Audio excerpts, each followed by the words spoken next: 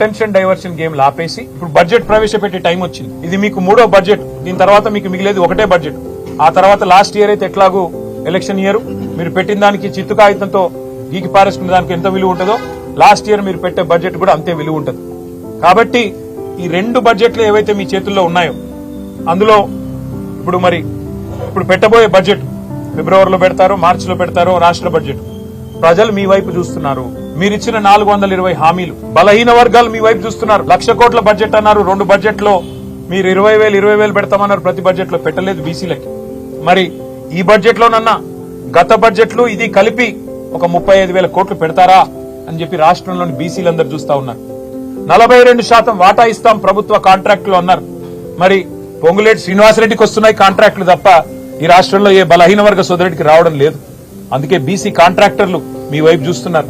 దళిత బంధు 10 లక్షలు ఇస్తే మేము 12 లక్షలు ఇస్తామని జబ్బలు జరుచుకున్నారు.